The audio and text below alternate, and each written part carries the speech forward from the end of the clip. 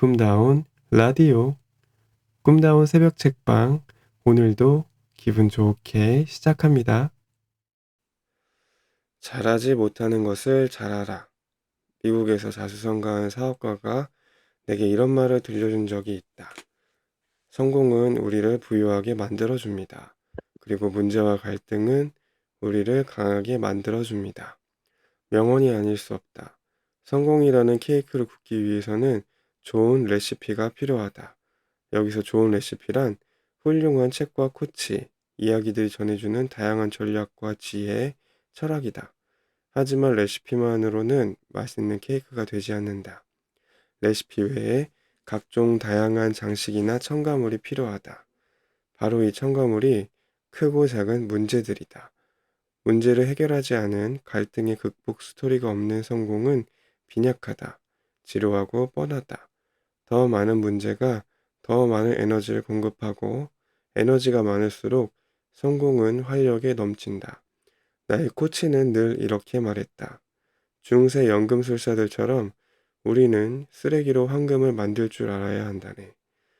쓰레기를 황금으로 만든다고? 그렇다. 성공하려면 진짜 연금술사가 되어야 한다. 아무도 거들떠보지 않는 것, 피하고 싶은 것, 내다버리고 싶은 것, 유효기간이 지났다고 생각되는 것, 그래서 어떤 주목도 받지 못하는 것들을 황금으로 만들어낼 줄 알아야 한다. 우리는 본질적으로 잘하는 것을 잘한다. 반면에 싫어하는 것은 좀처럼 잘하지 못한다. 물론 성공하려면 잘하는 것에 집중해야 한다. 강점을 더욱 극대화해야 시켜야 한다. 잘하는 것에 집중하려면 어떻게 해야 할까? 잘하지 못하는 것을 잘하는 수준으로 끌어올려야 한다. 싫어하는 것, 잘하지 못하는 것에 방해받는 상황에서는 잘하는 것에 집중할 수 없다. 저 사람은 정말 나무랄 데 없이 일을 잘하는데 한 가지 흠이 있다면 화를 못 참는다는 것이지. 우리는 흔히 이렇게 말한다. 화를 못 참는 한 가지 흠이 있는 사람이 과연 성공할 수 있을까? 사람들이 평가하는 한 가지 흠을 해결하지 않으면 아마도 그는 정상에 오르지 못할 것이다. 설령 오르더라도 그 한 가지 흠에 발목을 잡힌 채 곧 내려오고 말 것이다.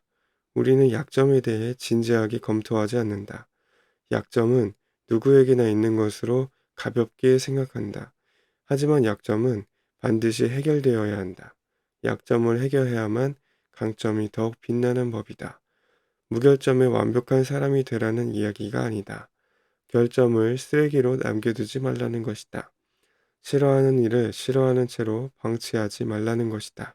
잘하지 못하는 것을 잘하지 못하는 상태로 놓아두지 말라는 것이다. 글로벌 기업가 리처드 브랜드스는 나에게 이렇게 말했다. 처음부터 모든 것을 잘할 줄 아는 사람은 없다.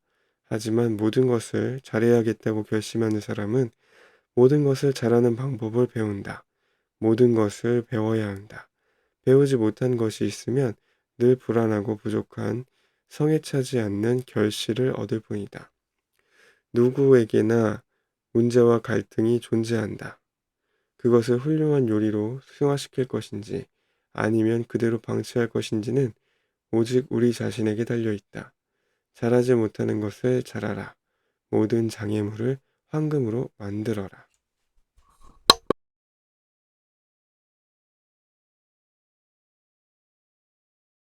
고통 뒤에는 건강이 숨겨져 있다. 나는 확신한다. 모든 고통 뒤에는 건강이 숨겨져 있다고. 이는 시련을 겪고 난 사람들이 내게 한결같이 전해준 말이다. 나도 살아오면서 직접 이를 생생하게 경험해 왔다. 당신 또한 이러한 경험을 했음에도 오랫동안 잊고 살아왔을지 모른다. 나는 멘탈 코치로 머니 코치로 일하면서 전 세계 다양한 사람들을 만나왔다. 그들과 함께 시간을 보내면서 다음의 사실을 알게 되었다. 늘 안타깝게도 실패를 반복하는 사람, 시련을 지혜롭게 극복하지 못하는 사람은 치료를 원했다. 그들은 실패, 상처에 바를 수 있는 연고 같은 조언이나 달달한 위로를 원했다. 기근이나 쓴소리는 그들에게 큰 효과를 발휘하지 못했다. 반면에 성공한 사람들은 치료가 아니라 코칭을 원했다. 그들은 직면한 상처와 실패를 성공으로 가는 길에 놓여 있는 해결해야 할, 돌파해야 할 문제임을 일깨워주는 내 피드백에 뜨겁게 반응했다. 코칭을 받아들일 때 쓰레기를 황금으로 바꾸는 연금술이 가능해진다. 치료제만을 갈구하는 사람은 언제든 공포에 쉽게 내몰린다. 코치가 없다고 해서 좋은 피드백을 얻지 못하는 건 아니다. 돌파구가 필요하거나 슬럼프에 빠진 느낌이 들 때는 주변에 당신에게 지원을 해줄 수 있는 사람이 있는지 살펴보라.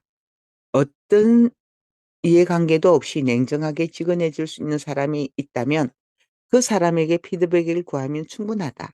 물론 성공의 경험이 많은 사람의 코칭을 얻을 수 있다면 가장 좋다. 내가 아는 한 20대 청년은 대학 졸업 후 자신의 진로에 대한 조언을 얻기 위해 그가 감명 깊게 읽었던 책의 저자들에게 이메일을 보냈다. 세계적인 석학, 수프리치, 금융 전문가들이었기에 답신을 얻을 것이라고는 별로 기대하지 않았다.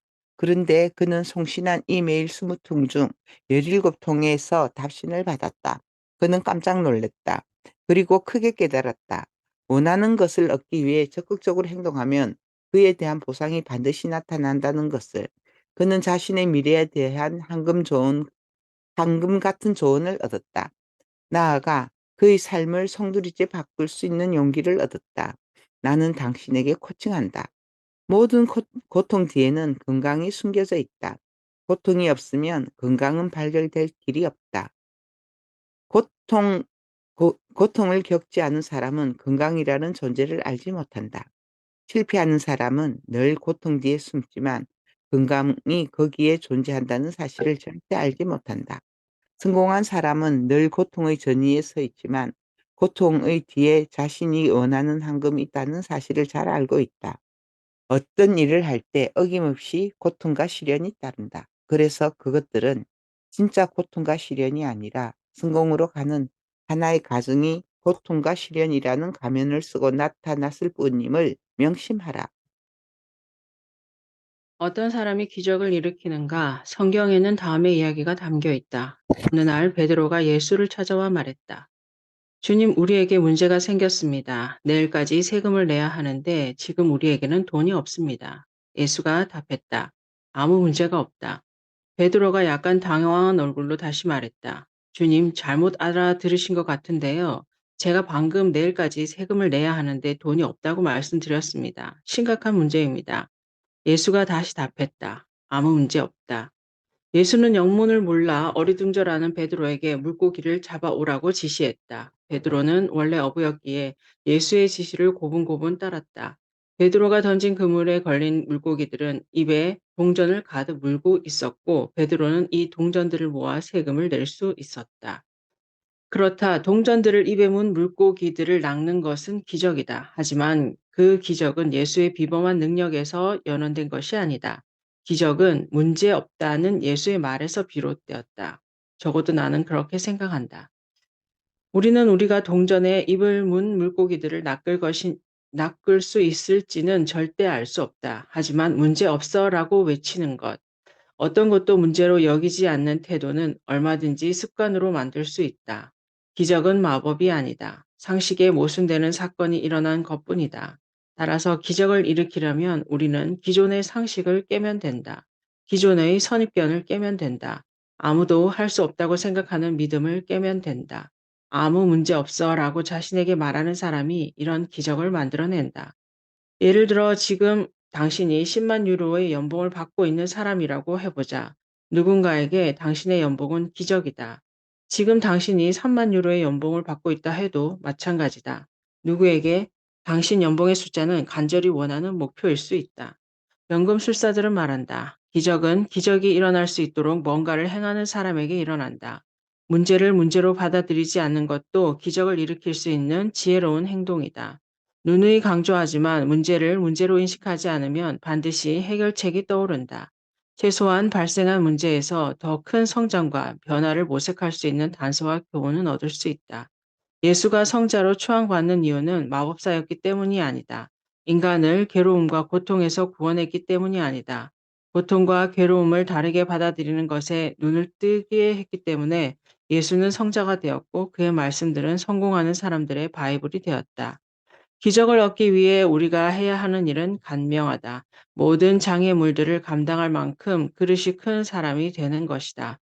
도처에서 직면하는 문제들을 충분히 소화해낼 만큼의 그릇이 큰 사람이 되는 것이다. 그러면 우리는 놀라울 정도로 많은 것을 이루어낼 수 있다.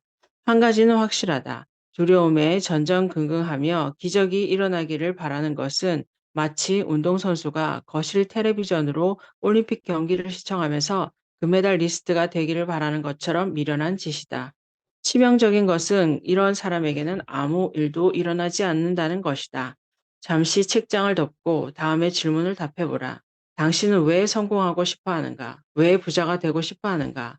이에 대한 연금술사들의 답변은 다음과 같았다.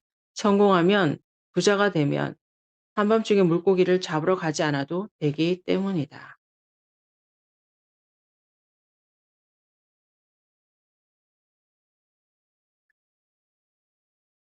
래퍼 50센트 이야기. 세계적인 래퍼 50센트는 뒷골목 깡패였다. 마약을 팔며 어두운 거리를 어슬렁거리던 그는 어느 날 문득 더 이상 이렇게 사는 게 재미없다는 생각이 강렬하게 들었다. 그는 가수가 되겠노라 결심했다. 선부적인 래퍼였던 그는 데뷔하자마자 수많은 사람 팬들을 확보했고 유명 음반사들이 계약을 들고 그의 집 앞에서 장사진을 쳤다. 그는 콜롬비아 레코드사와 계약을 맺고 1년 동안 앨범 준비를 했다. 하지만 앨범 발매를 불과 몇 주 앞둔 시점에서 살인청부업자가 그의 몸에 총알 9발을 쐈다. 그 중에 한 발이 그의 턱을 관통했다. 하나의 뾰족한 부분이 그의 혀에 박히는 바람에 겨우 죽음을 면했다. 콜롬비아사는 앨범 발매 작업을 중단하고는 50센트와의 계약을 해지했다. 다른 대형 음반사들도 그와의 계약을 원치 않았다. 계약 파기는 파전을 불러왔고 구사일 세월호 목숨을 건졌지만 계속해서 살해청부업자에게 쫓기는 신세가 되었다. 쫓기는 내내 심각한 부상을 입었고 극심한 통증에 시달렸다. 사람들은 50센트가 끝났다고 생각했다. 조롱과 비웃음이 그의 귀천을 울렸다. 명색의 래퍼인데 포만나게 병원 침대에 누워 링거나 꽂고 있다고? 예, 그냥 킬러의 총에 장렬히 전사하는 게 더 멋지겠는걸? 스스로 목숨을 끊어도 하나도 이상할 것이 없는 상황이었다. 하지만 50센트는 래퍼인 동시에 연금술사이기도 했다. 멘탈 연금술을 내면화 하고 있었다. 그는 스스로에게 이렇게 물었다. 어두운 뒷골목으로 돌아갈 것인가? 대답은 다녔고 아니었다. 그건 다시 물었다. 뒷골목으로 돌아갈 수 없다면 어떻게 해야 할 것인가? 이런 비참한 상황을 극적으로 바꿔놓으려면 무엇을 해야 하는가? 50센트는 몇 달 동안 친구의 집에 직구하며 이 질문에 대한 답을 찾았다. 그리고는 다시 음악을 시작했다. 총알의 미세한 파편이 혓바닥 곳곳에 아직 남아 있었기에 새로운 랩을 시작한 그의 목소리는 거칠고 탁한 소리로 완전히 변해 있었다. 입을 조금만 움직여도 통증이 심했기 때문에 그는 예전보다 느린 속도로 랩을 해야만 했다. 기존의 발성을 버리는 대신 쇳소리가 나는 음색을 전화위복의 기회로 삼을 결심을 했다. 속도는 느리지만 우울한 회색빛 도시 밤거리 모습을 생생하게 담은 거칠고 혹독하고 긴박감 넘치는 랩을 피나게 연습했다. 여전히 살해 위협에 존재하는 상황이었음에도 그는 자신의 랩을 가지고 직접 거리로 나섰다. 그의 목소리에서 느껴지는 분노와 거친 악기 사운드는 길거리 젊은이들 사이에서 뜨거운 방향을 일으켰다. 그의 매력적인 랩들이 빠른 입소문을 타고 습시간에 퍼져갔다. 그의 분노와 회와 반항 정신이 생생하게 망라된 노랫말들은 급기야 살인청부업자를 고용했던 밤거리 뒷골목 세계에서도 호응을 얻었다. 그는 자신의 랩을 누구든 목사에 즐길 수 있도록 허용했다. 이는 그의 음악을 전 세계로 퍼뜨리는데 1등 공신 역할을 했다. 얼마 지나지 않아 그의 랩은 당대 최고의 래퍼 에미넴의 귀에까지 도착했다. 에미넴은 즉시 그를 찾아가 계약을 했다. 그로부터 몇 년 후 50센트 재산은 5억 달러를 돌파했다. 마침내 그는 이렇게 다시 정상에 올랐다. 더 이상 살해의 위협을 받으며 쫓기지 않아도 됐다. 비참했던 모든 상황은 황금으로 만들어냈다. 50센트는 이렇게 말했다. 모든 부정적인 것은 긍정이다. 새로운 걸음을 내딛기 전에 아무런 걱정, 새로운 걸음을 내딛기 전에 아무런 걱정이 들지 않는다면 그건 그 걸음이 너무 작다는 증거다. 그렇다. 모든 부정적인 것은 긍정적이다. 나쁜 것은 좋은 것을 만드는 훌륭한 재료다. 스스로 목숨을 끊어도 하등 이상할 것 없던 뒷골목 깡패에서 세계 정상에 오른 성공자로 변신한 인물의 말에 귀를 기울이지 않는다면 우리는 누구의 말에 귀를 기울여야 한단 말인가? 다윗은 어떻게 골리앗을 이기는가? 미국의 초대 대통령을 지낸 조지 워싱턴은 1776년 곤경에 처해 있었다. 당시 미국 독립혁명군 총사령관이었던 그는 한마디로 오합지졸에 불과한 군대를 이끌어야 했다. 그해 영국군은 스스로 미국 독립군을 자처하는 무리들을 보스턴에서 뉴욕까지 밀고 갔다.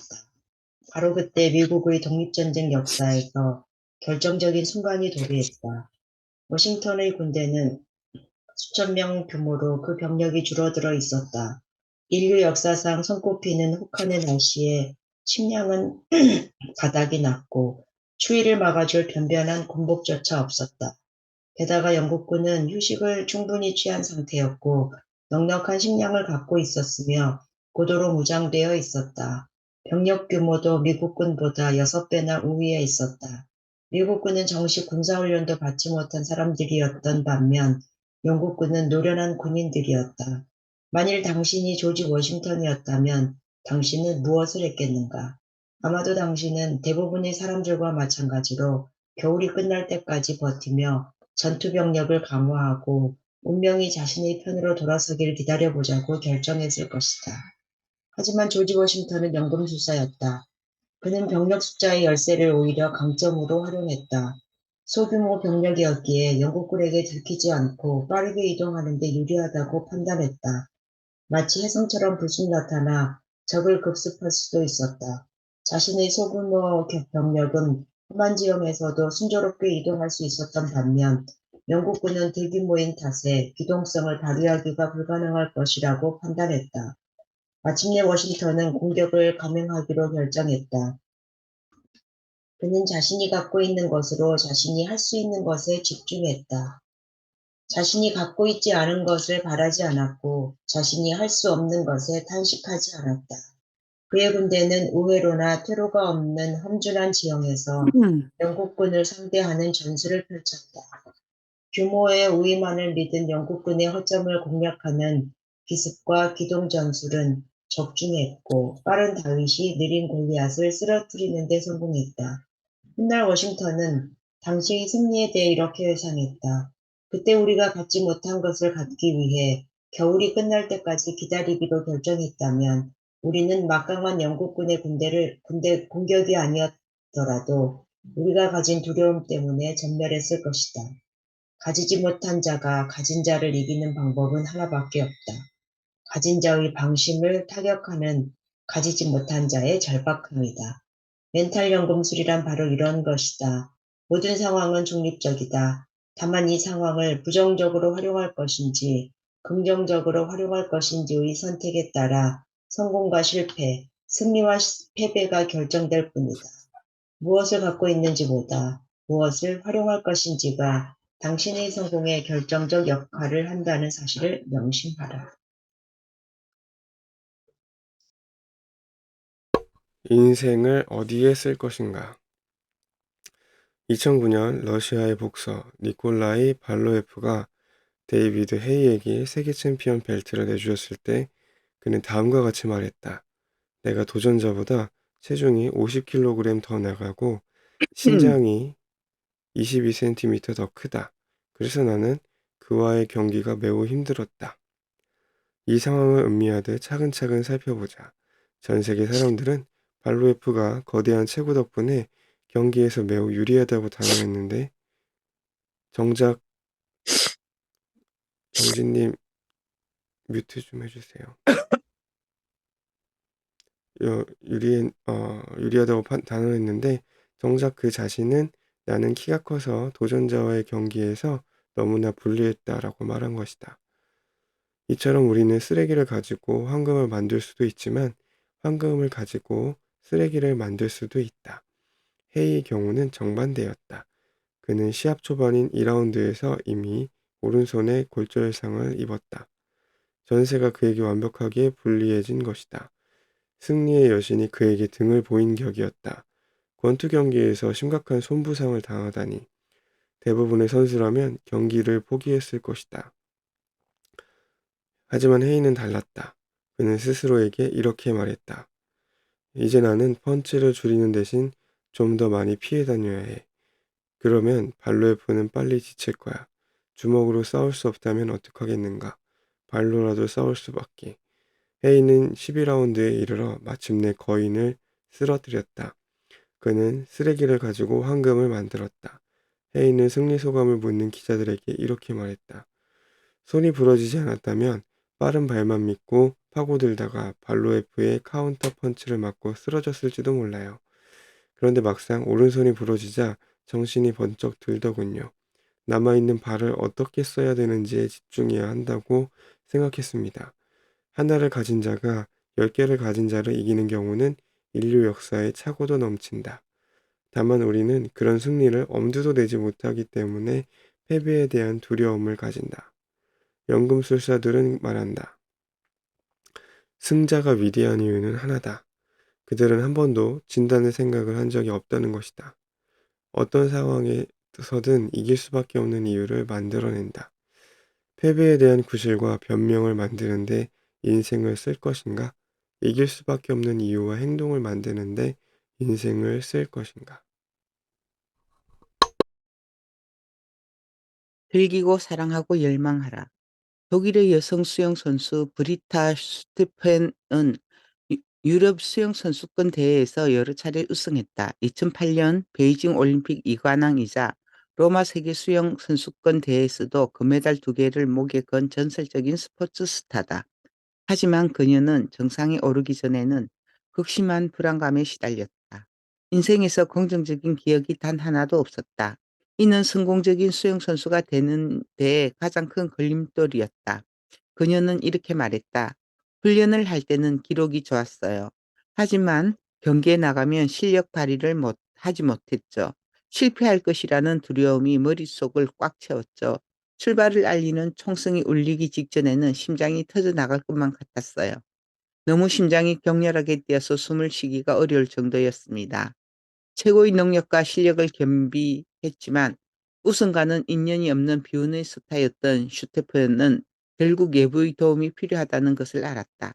그녀는 멘탈 트레이너의 조언을 열심히 따랐다. 그리고 자신의 내면에 존재하는 극도의 불안감이 본인의 자아의식과 밀접한 관계가 있다는 사실을 깨달았다.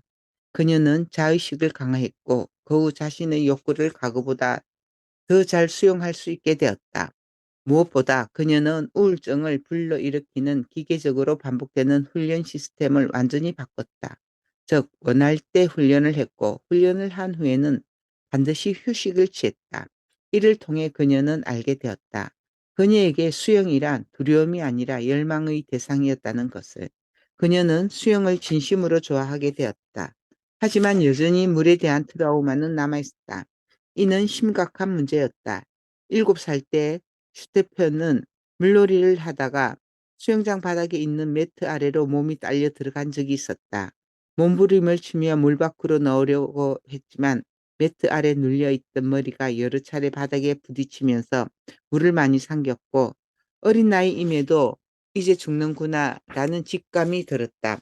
기적처럼 수면 위로 올라오긴 했지만 그때부터 그녀는 물에 대한 트라우마가 생겼다. 수영에 대한 천부적인 재능이 있었기에 이 트라우마는 곧 극복될 것이라고 생각했다. 하지만 그건 착각이었다. 한 번은 경기 도중에 입으로 물이 들어왔는데 갑자기 너는 물에 빠져 죽을 거야 라는 7살 때의 생각이 또다시 들었다. 그런 자신의 반응에 소스라치게 놀라며 경기를 포기하고 수영장 밖으로 빠져나온 적이 한두 번이 아니었다. 휴대폰의 멘탈 트레이너는 그녀에게 말했다. 천천히 눈을 감고 호흡을 편안하게 가라앉혀요. 자, 이제 푸른 바다에서 수영을 한다고 상상해봐요. 깊이 잠령했다가 천천히 머리를 수면 위로 올려봐요. 그리고 뒤로 고개를 돌려봐요. 무시무시한 상어가 당신을 향해 접근하고 있어요. 이제 전속력으로 해안까지 헤엄쳐요. 휴대폰은 상어에게 물리지 않으려면 전속력으로 해안까지 수영해야 한다는 상상을 훈련 프로그램에 포함시켜 수없이 반복 연습했다. 이 공포 영화 같은 시나리오는 슈페텐의 수영에 엄청난 에너지를 제공했다. 슈테펜은 이를 통해 7살에 겪었던 물에 대한 트라우마에서 벗어났다. 나아가 상어보다 빠르게 수영하는 상상을 필요할 때마다 불러내는 방법도 배웠다. 실제 경기에서 결승선을 몇십 미터 앞둔 지점에 이르렀을 때 그녀는 상어를 떠올리며 경이적인 속도를 낼 수 있었다. 어떻게 이런 일이 가능했을까? 먼저 스테펜은 물에 대한 트라우마보다 더 큰 공포를 불러일으키는 상상을 체계적인 훈련 프로그램으로 만들어 그 트라우마를 덮어버렸다. 이를 통해 그녀는 더 이상 불안감에 지배당하지 않을 수 없었다. 지배당하지 않을 수 있었다. 더 큰 성과를 내기 위해 자신의 불안감을 활용하는 수준에 오른 것이다. 불안감은 그녀에게 이제 독이 아니라 약이 되어 주었다. 불안감은 더 이상 그녀를 무력화시키지 않았고 오히려 그녀에게 더 큰 에너지를 선물해 줬다. 그녀는 마침내 멘탈 연금술사가 된 것이다. 물론 이는 여러 해에 걸친 훈련의 결과였다.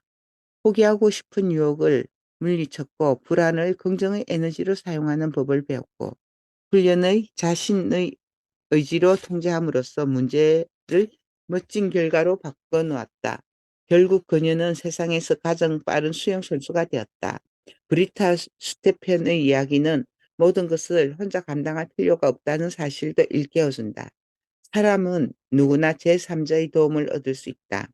무슨 문제든 간에 그 해결을 도와줄 훌륭한 조력자들이 우리 주변에 존재한다. 불안감이 밀려들 때는 연금술사처럼 행동하라.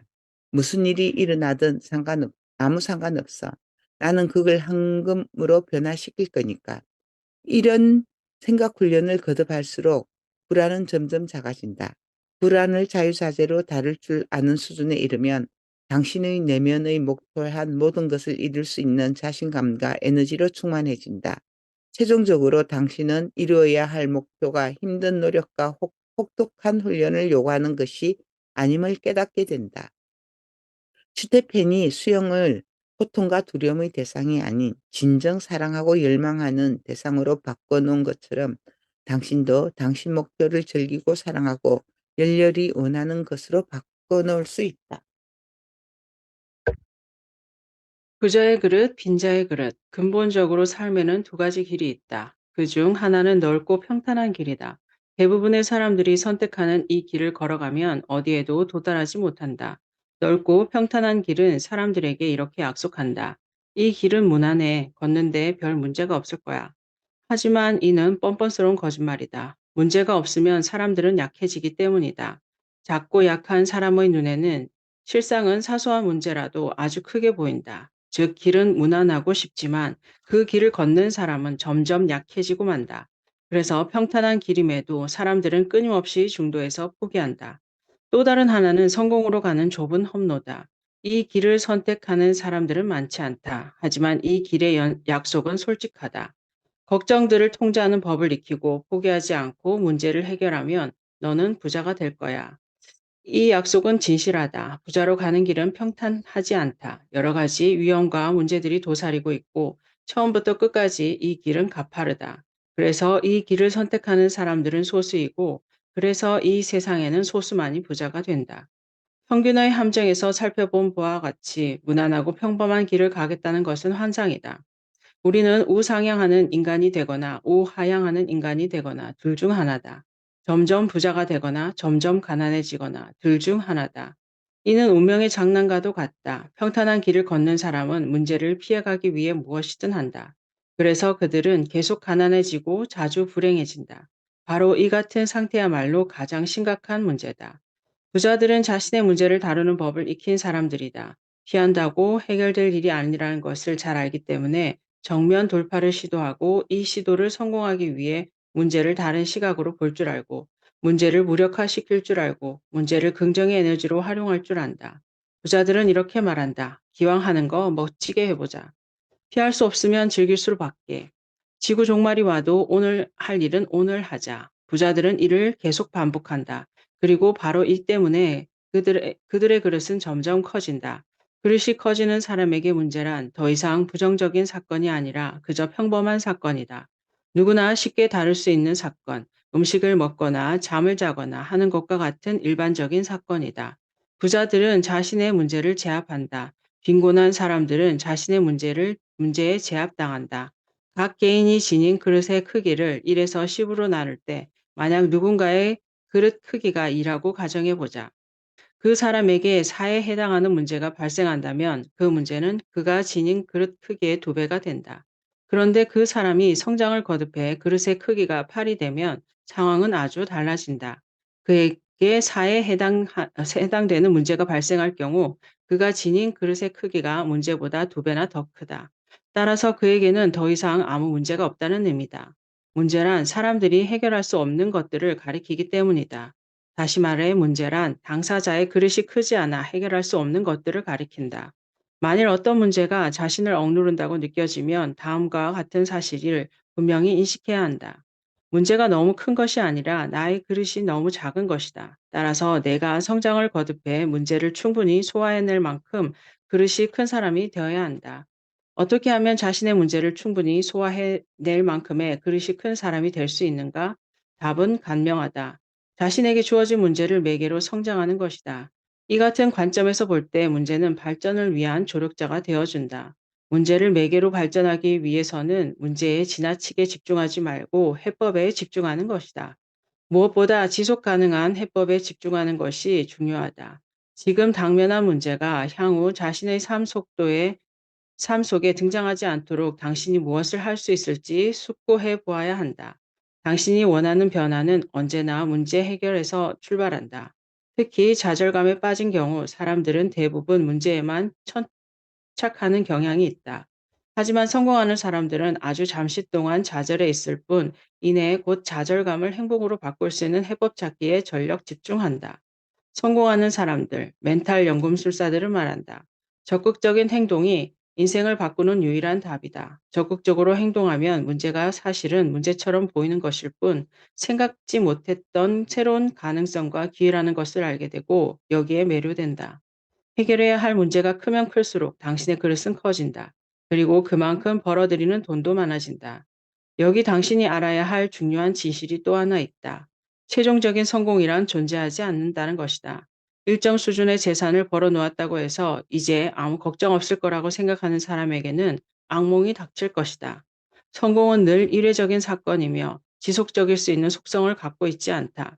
다시 말해 성공은 언제나 가능태다. 완성태가 아니다. 예를 들어 로또 복권 당첨자들은 자신이 소화해내기에는 너무 큰 문제와 갑자기 마주친 것이다. 복권 당첨은 행운이기보다는 해결해야 할 문제다. 하지만 감당하기에 너무 큰 문제라 당첨자의 80%는 당첨금을 수령한 지 2년 만에 모두 날리고 만다. 아울러 그릇이 작은 사람은 실패를 만회할 기회도 얻는데도 실패한다. 부자가 되고 싶은가? 먼저 그릇을 키워라. 그릇이 클수록 그 안에 담기는 돈도 많아진다. 그 누구도 예외 없이 자신이 갖고 있는 그릇의 크기만큼 돈을 번다.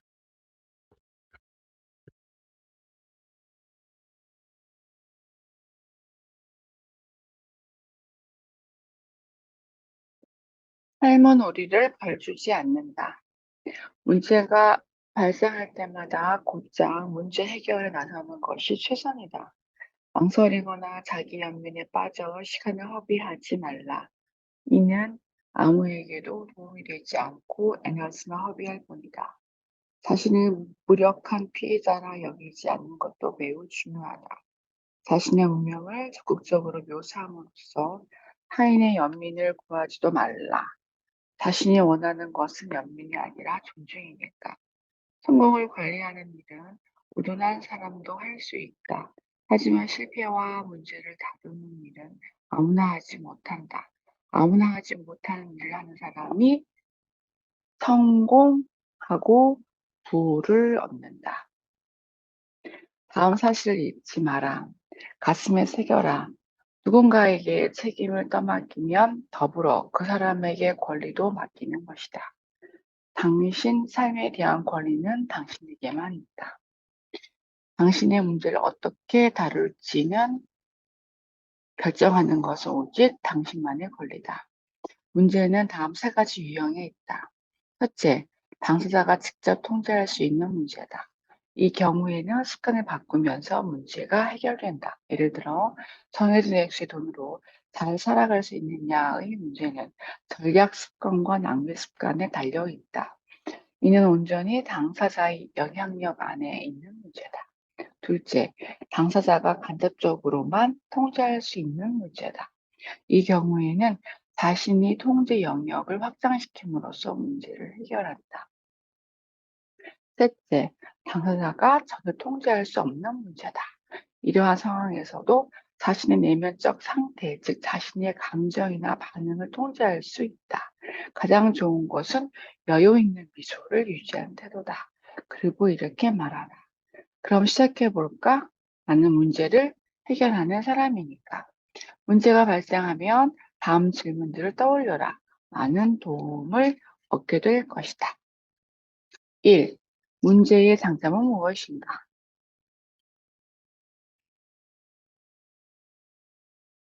몇 가지 하고 다음 분 읽을까 봐요. 너무 길어서.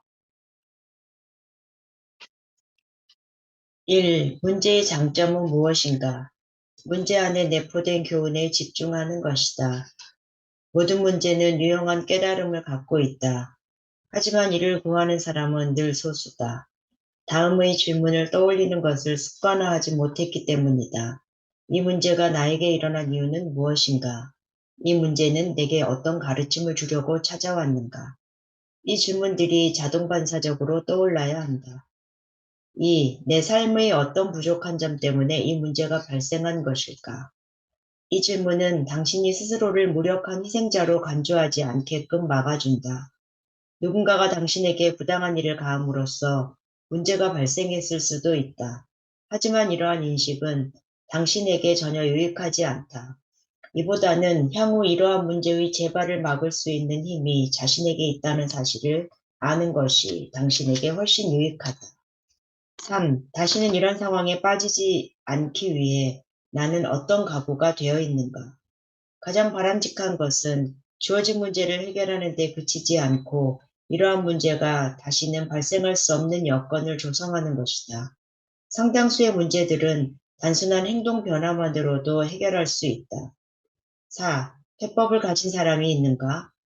타인의 의견을 구하는 것도 탁월한 방법이다. 단, 당신이 처한 문제의 핵심적인 부분만 설명하라. 당신에게 필요한 것은 조언이지 연민이 아니다.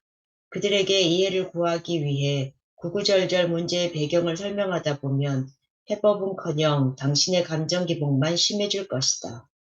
5. 어떤 해법이 최선인가? 과거에 집착하지 말라. 과거는 더 이상 바꿀 수 없다. 화를 내봐도 당신에게 별다른 도움이 되지 않는다. 해법에 집중함으로써 미래를 바라보라. 6. 어떻게 하면 즐거운 마음으로 문제를 극복할 수 있을까? 여러 가지 문제로 힘든 상황에서는 자신의 진정한 가치를 잊기 쉽다. 모든 문제를 해결하고 난 뒤에 삶을 즐기겠노라고 마음먹은 사람은 지금 이 순간의 즐거움을 누리지 못한다. 살다 보면 흔히 다양한 난관이 꼬리를 물고 나타난다. 삶이 원래 그렇다. 힘겨운 상황에서 아무렇지도 않은 듯 밝게 웃고 즐겁게 지내면 사람들로부터 무딘 사람 혹은 감수성이 떨어지는 사람이라고 비난받을 수도 있다. 하지만 따지고 보면 이러한 비난 뒤에는 자신에게 주어진 문제들을 능숙하게 다루는 당신에 대한 질투심이 숨겨져 있다. 왜 또 나야? 왜 항상 나한테만 이런 일이 생기는 거지? 때때로 삶이 나에게만 특정한 시그널을 보내주는 것 같을 때가 있다. 내가 그 시그널에 숨겨진 교훈을 제대로 이해할 때까지 삶은 계속해서 동일한 시그널을 보낸다. 어떤 일이 반복적으로 나타난다는 느낌이 들 때는 변화를 시도할 때가 왔다는 신호다. 이사를 할 수도 있고, 이직을 고려해 볼 수도 있다. 지금 만나고 있는 사람들과의 관계 재정립도 숙고해 볼 수 있다. 하필 나에게만 일어나는 일은 없다. 그럼에도 우리는 대부분 자신을 불운의 아이콘으로 포지셔닝하지 못해 안달복달한 사람처럼 행동한다. 지금 이 순간에도 지구상 모든 존재가 하필 왜 나야? 라고 외치고 있다. 그러니 초조해하거나 괴로워할 필요 없다. 문제를 피하지 말고 문제에서 빠져나오기 위한 자료를 모색하면 계속 찾아들었던 시그널들이 어느 순간 사라졌음을 알게 될 것이다. 연금술사들은 말한다. 삶은 우리를 벌주지 않는다. 다만 우리를 가르칠 뿐이다. 그렇다. 모든 것에는 의미가 있다. 종종 그 의미를 한눈에 알아보기 힘든 경우가 생기는데 이것이 곧 우리가 고통, 시련, 갈등, 난관, 문제라고 부르는 것들이다. 어떤 특정한 시점에 우리의 시야를 가리는 베일을 벗게 되면 우리에게 무엇이 부족한지 확실하게 보인다. 공감력이나 분별력, 주변 사람들에 대한 책임감, 마음의 평안 등등이 우리에게 부족했음을 깨닫게 된다. 해법은 우리가 무엇이 부족한지를 알게 되면 자연스럽게 나타난다. 해법이 나타나면 문제는 너무나 당연하게도 사라진다. 문제를 무엇이 부족한지 모색하라는 시그널로 받아들이면 우리의 삶은 현명해진다. 삶은 늘 고통스럽다. 현실에 안주하고자 하는 인간의 본성 때문이다. 새로운 변화와 도전을 싫어하기 때문이다. 세계적인 금융 전문가 로버트 기요사키는 이렇게 말했다. 불가능한 것에 접근하는 사람에게는 경쟁자가 없다. 모두가 현실에 안주하고자 할 때, 우리가 변화와 도전을 꺼려할 때, 이에 접근하는 사람에게는 경쟁자가 없다. 경쟁자가 없어 독주하는 승자가 된다. 내가 만난 멘탈의 연금술사들은 이렇게 말했다. 문제를 하나하나 해결해 나간다 해도 삶은 결코 수월해지지 않을 것이다.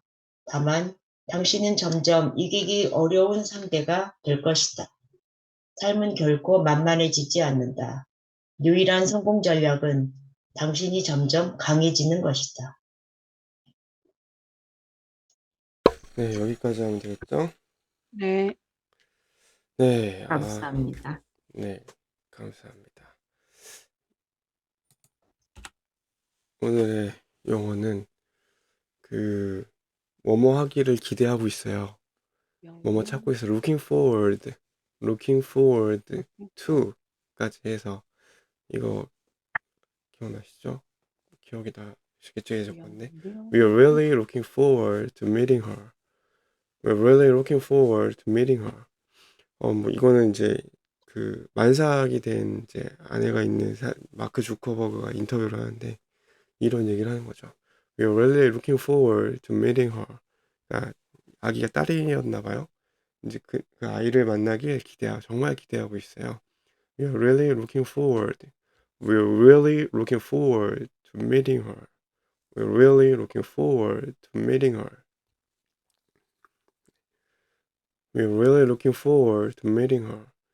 looking forward to를 여러 가지로 쓰면 좋아요. I'm looking forward to meeting you. I'm really looking forward to working with you. 이런 식으로. 뒤에 뭐뭐뭐뭐 하는 것을 정말 기대하고 있다. 이렇게 하시면 되겠습니다. 그럼 사진 한번 찍을까요?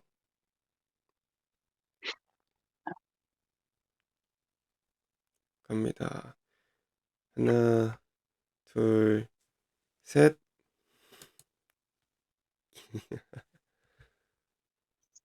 네, 감사합니다. 감사합니다. 우리 감사합니다. 그 뭐지? 원래회가 이번 주 토요일인가요?